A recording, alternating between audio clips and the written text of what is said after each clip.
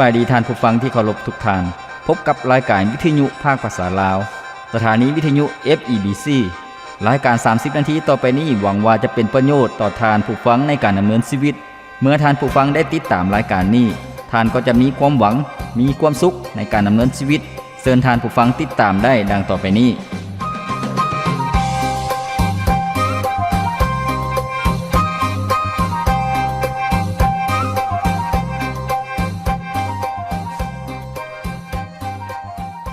ท่านผู้ฟังที่เคารพในมื้อที่ผ่านมาพวกเราได้รับฟังนำกันในหัวข้อที่บอกว่า3เส้นทางที่อันตรายซึ่งพวกเราได้เรียนรู้นำกันแล้ว3เส้นทางหมายถึงตัวอย่างของชีวิตของคนที่ดำเนินชีวิตในทางที่ผิดพลาด3เส้นทางซึ่งพวกเราควรต้องระมัดระวังท่านผู้ฟังหากพวกเราระมัดระวังชีวิตของพวกเราก็จะมีความปลอดภัยแล้วก็บ่ได้ผิดพลาดพระเจ้าก็จะทรงอวยพรในชีวิตของพวกเราท่านผู้ฟังที่เคารพมีคำสุภาษิตจีนซึ่งได้กล่าวไว้ว่าคนเฮามีชีวิต1ชั่วอายุคนต้นหญ้าก็มี1ฤดูนั่นหมายความว่าหยังท่านผู้ฟังนั่นก็หมายความว่าชีวิตของคนเฮานั่นมีโอกาสเพียงเทื่อเดียวก็คือว่าเมื่อชีวิตของพวกเฮาผ่านไปแล้วก็บ่สามารถที่จะย้อนกลับหรือว่ากลับมาแก้ไขย้อนหลังได้ดังที่พวกเฮาได้ยินก็คือว่าวันเวลานั้นหมุนเวียนไปคือกันกับสายน้ำที่บ่มีมือไหลย้อนกลับมาท่านผู้ฟังสายน้ำก็จะไหลไปเรื่อยๆมันจะบ่ย้อนกลับมาวันเวลาก็จะหมุนเวียนไปเรื่อยๆท่านผู้ฟังชีวิตของคนเฮาก็จะเพิ่มขึ้นเรื่อยๆตามวันเวลาดังนั้นท่านผู้ฟังที่เคารพเป้าหมายในชีวิตของพวกเฮาเป็นแนวใดหรือว่าคติประจำใจในชีวิตของพวกเฮานั้นเป็นแนวใดพวกเฮาก็ต้องดำเนินชีวิตตามเป้าหมายหรือว่าตามคติที่พวกเฮาได้ตั้งไว้นั้นเว้าย่อๆก็คือว่าชีวิตของคนเฮานั้นอยู่เพื่อหยังท่านผู้ฟังชีวิตของพวกเฮานั้นอยู่เพื่อหยังคำที่บอกว่าชีวิตหมายถึงคนเฮาเกิดมามื้นตาเบิ่งโลกนี้แล้วก็ดำเนินชีวิตตามช่วงอายุตามแต่ละยุคสมัยดำเนินชีวิตตามช่วงเวลาตามช่วงอายุของแต่ละคนนั่นก็คือชีวิตของพวกเฮาท่านผู้ฟังที่เคารพ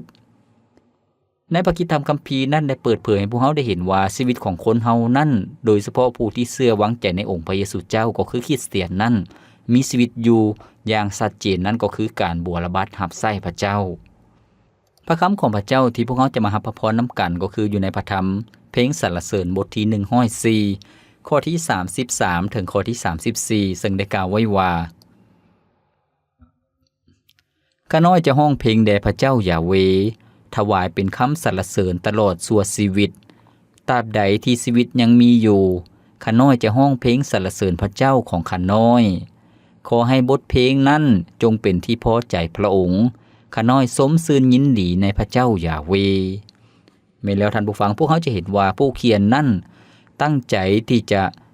ย่องยอสรรเสริญพระเจ้าตลอดชีวิตของเพิ่นตราบใดที่ชีวิตของเพิ่นนั้นยังมีชีวิตลมหายใจอยู่เพิ่นจะห้องเพลงย่องยอสรรเสริญพระเจ้านั่นก็คือส่วนหนึ่งในการบัวระบัดรับใช้พระเจ้าการบัวระบัดรับใช้พระเจ้าหมายถึงอย่างท่านผู้ฟังการบัวระบัดรับใช้พระเจ้ามีหลายรูปแบบมีหลายภาคส่วนการที่พวกเฮาเชื่อวางใจในองค์พระเยซูเจ้าพวกเฮานมัสการย่องยอสรรเสริญพระเจ้านั่นก็คือการบัวระบัดรับใช้พระเจ้าการที่พวกเฮาดำเนินชีวิตให้เป็นแบบอย่างของผู้ที่เชื่อวางใจในองค์พระเยซูเจ้าการดำเนินชีวิตในทางที่บริสุทธิ์ในการเชื่อฟังคำสอนของพระเจ้าการดำเนินชีวิตในทางที่ชอบธรรมในทางที่ถูกต้องก็เป็นการบัวระบัดรับใช้พระเจ้าการที่พวกเฮามีส่วนในการประกาศเป็นพยานเรื่องราวของพระเจ้าก็เป็นการบัวระบัดรับใช้พระเจ้าการที่พวกเฮาสุขอยู่ซอยเหลือคนที่ทุกข์ยากลำบากคนที่ต้องการความช่วยเหลือคนที่มีความจำเป็นเมื่อพวกเฮามีส่วนในการช่วยเหลือเขาเจ้าก็เป็นการบัวระบัดรับใช้พระเจ้าเพราะว่าพวกเฮาได้เฮ็ดในนามสื่อของพระเจ้าการที่พวกเฮาอธิษฐานเพื่อหัวข้อต่างๆเพื่อพระเจ้าจะทรงอวยพรให้กับหลายๆคนแล้วก็เพื่อให้คนมาถึงความพ้นในองค์พระเยซูเจ้าก็เป็นการบัวระบัดรับใช้พระเจ้าดังนั้นท่านผู้ฟังที่เคารพการบัวระบัดรับใช้พระเจ้านั้นมีหลายรูปแบบ ให้พวกเราตั้งเป้าหมายในชีวิตของพวกเราที่จะเป็นชีวิตแห่งการบูรบัดรับใช้พระเจ้าเมื่อฟังมาฮอดนี้ท่านผู้ฟังบางท่านก็จะมีคำถามว่าเป็นหยังพวกเราต้องบูรบัดรับใช้พระเจ้าท่านผู้ฟังคำตอบก็คือว่าการบูรบัดรับใช้พระเจ้านั่นเป็นหน้าที่ของมนุษย์ทุกคนพระเจ้าทรงสร้างเฮามาเพื่อจะบูรบัดรับใช้พระองค์ท่านผู้ฟังพระเจ้าทรงสร้างพวกเฮามาอย่างมีจุดประสงค์เป้าหมายให้พวกเฮาเป็นผู้ที่บูรบัดรับใช้พระเจ้าในพระธรรมปฐมกาลบทที่1ข้อที่18-29ได้กล่าวไว้ว่าพระเจ้าได้อวยพรพวกเขาและพระเจ้าได้กล่าวแก่พวกเขาว่าจงมีลูกหลานแพร่ภายขยายทวีคูณหลายขึ้นเพื่อเสื้อสายของพวกเจ้าจะมีทั่วทุกแห่งหนและปกครองทุกสิ่งทั้งแผ่นดินโลกนี้เฮาให้เจ้ามีอำนาจเหนือป่านกสัตว์ป่าทุกชนิดพระเจ้าได้กล่าวว่าเฮาให้พืชเป็นเม็ดและให้หมักไม้และหมักไม้ทุกชนิดแก่เจ้าเป็นอาหารแม่นแล้วท่านผู้ฟังเมื่อพระเจ้าทรงสร้างโลกนี้สร้างจักรวาลนี้สำเร็จสมบูรณ์พระเจ้าก็ทรงสร้างมนุษย์และพระเจ้าได้ทรงมอบหมายหน้าที่ให้กับมนุษย์ในการที่จะเบิ่งแย้งสิ่งที่พระองค์ทรงสร้างพระเจ้าทรงอวยพรให้มนุษย์เฮานั้นมีลูกเต้าจำนวนหลวงหลายมีเสื้อสายขยายทั่วทุกแห่งหนท่านผู้ฟังแล้วก็ให้ปกครองสิ่งที่พระเจ้าทรงสร้างทั้งแผ่นดินโลกนี้พวกเขาเห็นว่าข้อที่28พระเจ้าทรงให้มนุษย์เฮามีอำนาจเหนือสัตว์ทั้งปวงเหนือป่าเหนือนกเหนือสัตว์ป่าทุกชนิดนั่นก็คือสิทธิอำนาจที่พระเจ้าทรงให้พวกเขาแล้วก็สิ่งที่สำคัญที่สุดก็คือว่าให้มนุษย์รู้จักกับพระเจ้าบูรบัดรับใช้พระเจ้าในการย่องย่อสรรเสริญในการนมัสการพระเจ้าท่านผู้ฟังพระเจ้าบ่ได้พอใจที่มนุษย์นั่นไปยกให้สิ่งอื่นเป็นพระเจ้าไปกราบไหว้บูชาไปนมัสการสัตว์ต่างๆแล้วก็ยกให้สัตว์นั่นเป็นเทพเจ้าแล้วก็ยกให้สัตว์นั่นเป็นพระเจ้ามันบ่แม่นแนวนั้นท่านผู้ฟังบางคนก็ไปกราบไหว้ภูผาป่าไม้บางคนกราบไหว้ดวงตะเว้นดวงเดือนดวงดาวต่างๆซึ่งบ่แม่นสิ่งที่ถูกต้องพระเจ้าทรงอยากให้มนุษย์นั้นนมัสการพระองค์แต่เพียงผู้เดียวท่านผู้ฟังดังนั้นมนุษย์เป็นผู้ที่พระเจ้าทรงสร้างขึ้นมาเพื่อบูรบัดรับใช้พระองค์ให้ฮู้ว่าพระเจ้าทรงเป็นเจ้าของชีวิตเป็นเจ้าของทุกสิ่งและสมควรที่จะได้รับเกียรติแต่เพียงผู้เดียวบ่เพียงแต่เท่านั้นท่านผู้ฟังในพันธสัญญาใหม่ก็คือว่าบรรดาผู้เชื่อวางใจในองค์พระเยซูเจ้าทุกคนก็คือเป็นคริสเตียนนั้นได้รับการทรงไถ่เพื่อบูรบัดรับใช้พระเจ้าท่านผู้ฟังบรรดาผู้เชื่อในองค์พระเยซูเจ้าทุกคนนั้นได้รับการทรงไถ่โดยการเชื่อวางใจในองค์พระเยซูเจ้าพระเยซูเจ้าก็ทรงไถ่พวกเขาจากอำนาจของความตายจากอำนาจของความผิดบาปในพระธรรมโรมบทที่12ข้อที่1ได้กล่าวไว้ว่าเหตุฉะนั้นพี่น้องทั้งหลายเอ่ยดูเห็นแก่พระเมตตากรุณาของพระเจ้าเฮาจึงเรียกร้องพวกเจ้าให้ถวายตัวแก่พระเจ้าเป็นเครื่องบูชาอันมีชีวิตเป็นอันบริสุทธิ์และเป็นที่พอพระทัยพระเจ้าซึ่งเป็นการนมัสการให้สมกับฝ่ายวิญญาณของเจ้าทั้งหลายแม่นแล้วท่านผู้ฟังพระคำของพระเจ้าได้เตือนสติบรรดาผู้เชื่อก็คือว่าให้ดำเนินชีวิตเป็นเครื่องบูชาที่บริสุทธิ์แด่พระเจ้าให้พระเจ้าทรงพอใจการดำเนินชีวิตที่ให้พระเจ้าทรงพอใจนั้นเป็นแนวใดก็คือว่าการดำเนินชีวิตที่ห่างไกลจากความบาปการดำเนินชีวิตที่โกงกันข้ามกับคนทั่วไปที่บ่เชื่อในโลกนี้ท่านผู้ฟังซึ่งข้อที่2ได้บอกว่าอย่าดำเนินชีวิตเหมือนอย่างชาวโลกนี้แต่จงรับการทรงเปลี่ยนแปลงจิตใจของพวกเจ้าใหม่แล้วอุปนิสัยของพวกเจ้าจึงจะเปลี่ยนใหม่เพื่อพวกเจ้าจะได้ฮู้นำพระทัยของพระเจ้าคือจะฮู้ว่าอันใดดีอันใดเป็นที่พอพระทัยและอันใดดีที่สุดแม่นแล้วท่านผู้ฟังเมื่อพวกเขาเชื่อวางใจในองค์พระเยซูเจ้าแล้วก็ดำเนินชีวิตในทางของพระเจ้านั้นก็เป็นการบูรบัดรับใช้พระเจ้าบ่แม่นการดำเนินชีวิตตามกิเลสตัณหาความต้องการความอยากของตนเองท่านผู้ฟังพระเจ้าทรงไถ่พวกเขามาให้บูรบัดรับใช้พระองค์ให้ถวายเกียรติแด่พระองค์ท่านผู้ฟังพระเจ้าทรงอวยพรชีวิตของพวกเขาเมื่อพวกเขามีชีวิตใหม่ในองค์พระเยซูเจ้าพระองค์ให้พวกเขานั้นได้รับการอวยพรให้มีอยู่มีกินให้ชีวิตของพวกเขานั้นมีความเจริญรุ่งเรืองให้ชีวิตของพวกเขานั้นมีกำลังมีความเข้มแข็งดังนั้นให้พวกเขาใช้สิ่งที่พระเจ้าทรงอวยพรพวกเขานั้นในการบูรบัดรับใช้พระองค์บางคนประสบผลสำเร็จในหน้าที่เวียกงานมีเงินมีคำหลายก็ให้ถวายในงานของพระเจ้าช่วยเหลือคนอื่นๆ บางคนมีประสบการณ์ในการติดตามพระเจ้าเห็นความรักของพระเจ้าเห็นการช่วยเหลือที่มาจากพระเจ้าก็สามารถหนุนใจคนอื่นๆได้ว่าพระเจ้านั้นทรงพร้อมช่วยเหลือชีวิตของท่านผู้ฟังในพระคัมภีร์ก็มีหลายอย่างแบบอย่างการรับใช้พระเจ้ามีหลายๆทานท่านผู้ฟังบอกว่าจะเป็นกษัตริย์ดาวิดที่บวรบัตรับใช้พระเจ้าเพิ่นก็ยั่งยืนว่าชีวิตของเพิ่นนั้นจะติดตามจะบวรบัตรับใช้พระเจ้าตลอดไปสู่ชีวิตของเพิ่นแล้วก็ในชีวิตของบรรดาผู้ประกาศพระคำของพระเจ้าหลายๆคนก็ได้เป็นพยานในการสัตย์ซื่อต่อพระเจ้าบวรบัตรับใช้พระเจ้าถึงแม้ว่าในสังคมแล้วก็หรือว่าบรรดากษัตริย์หรือว่าผู้นำศาสนาที่เฮ็ดสิ่งที่อาธรรมเฮ็ดสิ่งที่บ่ถูกต้องเฮ็ดสิ่งที่ชั่วร้ายแต่บรรดาผู้ประกาศพระคำของพระเจ้านั่นก็ยังยั่งยืนในความจริงในทางที่ถูกต้องท่านผู้ฟังส่วนในพระคัมภีร์ใหม่อาจารย์เปโลก็ได้เป็นแบบอย่างในการเป็นผู้ที่บวรบัตรับใช้พระเจ้าอย่างสัตย์ซื่ออย่างสุดกำลังของเพิ่นซึ่งในพระธรรม2ทิโมธีบทที่4ข้อที่6ถึงข้อที่8อาจารย์เปโลได้เป็นพยานถึงชีวิตของเพิ่นได้กล่าวว่าสำหรับเฮานั้นถึงเวลาแล้วที่จะตกเป็นเครื่องบูชาและถึงเวลาแล้วที่เฮาจะต้องจากโลกนี้ไปเฮาได้ต่อสู้อย่างสุดกำลังเฮาได้แล่นแข่งขันจนถึงที่สุดเฮาได้รักษาความเชื่อไว้แล้วตั้งแต่นี้ต่อไปมงกุฎคือรางวัลแห่งความชอบธรรมซึ่งทรงจัดไว้ท่าเฮาแล้วคือองค์พระผู้เป็นเจ้าผู้พิพากษาที่ยุติธรรมจะทรงประทานแก่เฮาในวันนั้นและบ่แม่นแก่เฮาเพียงผู้เดียวแต่จะทรงประทานแก่คนทั้งปวงที่มีใจยินดีในการทรงส่องสว่างมาปรากฏของพระองค์แม่นแล้วท่านผู้ฟังอาจารย์เปโลได้ยั่งยืนถึงชีวิตของเพิ่นนั้นบวรบัตรับใช้พระเจ้าตลอดชีวิตของเพิ่นแล้วก็ด้วยความสัตย์ซื่อด้วยความเอาใจใส่เพิ่นก็มีความมั่นใจว่าพระเจ้าจะทรงประทานบำเหน็จรางวัลให้กับชีวิตของเพิ่นท่านผู้ฟังขอบพระคุณพระเจ้ามื้อนี้พวกเราได้เรียนรู้ในหัวข้อที่บอกว่าชีวิตแห่งการบวรบัตรับใช้พระเจ้าซึ่งพวกเราได้เรียนรู้ความสำคัญแล้วก็แบบอย่างของคนที่บวรบัตรับใช้พระเจ้าให้พวกเราพักฟังเพลงจากรายการของเราก่อนจัก1เสียงเพลงแล้วพวกเราจะมาเรียนรู้วิธีการว่าพวกเขาจะเป็นผู้ที่บวรบัตรับใช้พระเจ้าได้แนวใดท่านผู้ฟังพวกเขาจะเรียนรู้นำกัน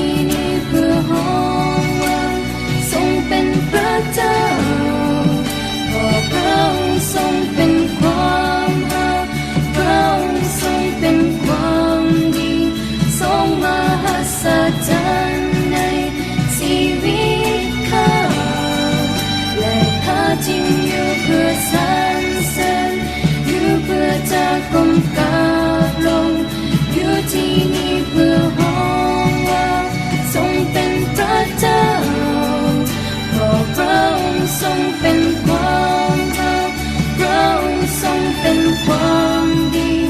ทรงมหัศจรรย์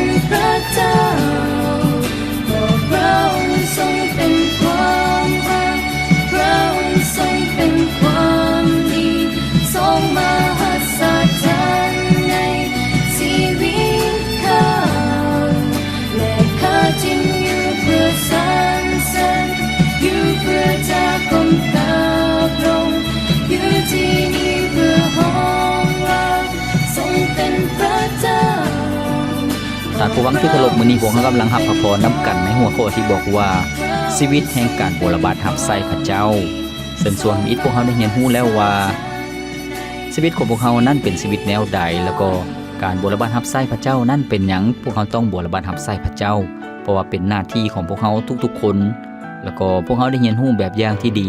ในการเป็นผู้ที่บรบัดรับใช้พระเจ้าซึ่งพระคัมภีร์ได้บันทึกไว้ท่านผู้ฟังให้พวกเรามาเรียนรู้นำกันต่อก็คือว่าวิธีการที่พวกเราจะบรบัดรับใช้พระเจ้าได้แนวใด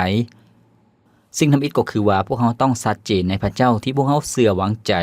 ก็คือว่าพระเจ้าทรงเป็นพระเจ้าผู้ทรงยิ่งใหญ่ผู้ทรงมีชีวิตอยู่เป็นพระเจ้าผู้ทรงประทับอยู่ถึงแผ่นดินสวรรค์ดังนั้นการบรบัดรับใช้ที่พวกเราบรบัดรับใช้พระเจ้านั้นต้องจดจ่ออยู่ที่พระเจ้าผู้ทรงอยู่ถึงเบื้องถึงท่านผู้ฟังพวกเราต้องจดจ่ออยู่ที่พระเจ้าผู้ทรงประทับอยู่ถึงแผ่นดินสวรรค์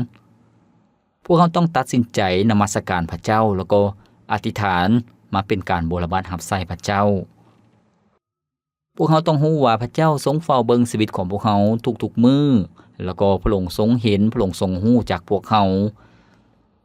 ในพระธรรมเอเฟโซบทที่6ข้อที่18ได้กล่าวไว้ว่าจงภาวนาอธิษฐานและไหว้วอนทุกอย่างจงภาวนาอธิษฐานโดยพระวิญญาณทุกเวลาและจงเฝ้าระวังในการนั้นด้วยความเพียรทุกอย่างจงภาวนาอธิษฐานเพื่อภัยพ้นทั้งปวงของพระเจ้าแม้แล้วท่านผู้ฟังพวกเขาจะเห็นว่าพระคำของพระเจ้าได้แนะนำให้พวกเขาเห็นถึงความสำคัญในการบรบัดรับใช้พระเจ้าด้านการภาวนาอธิษฐานท่านผู้ฟัง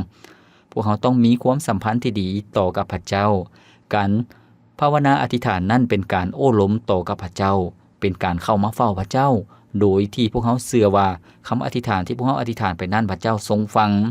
พระคัมภีร์บอกว่าต้องอธิษฐานไหว้วอนทุกอย่างก็คือว่ามีทุกปัญหาทุกหัวข้อทุกเรื่องราวให้พวกเขาเอามากล่าวต่อพระเจ้าเอามามอบให้กับพระเจ้าเอามาแจ้งต่อพระเจ้าท่านผู้ฟังแล้วก็พระคัมภีร์บอกว่าด้วยความเพียรทุกอย่างก็คือให้พวกเขาภาวนาอธิษฐานด้วยความเพียรพยายามด้วยความดุมันขยันเพียรบ่แม่นด้วยความขี้คร้านหรือว่าฝืนใจท่านผู้ฟัง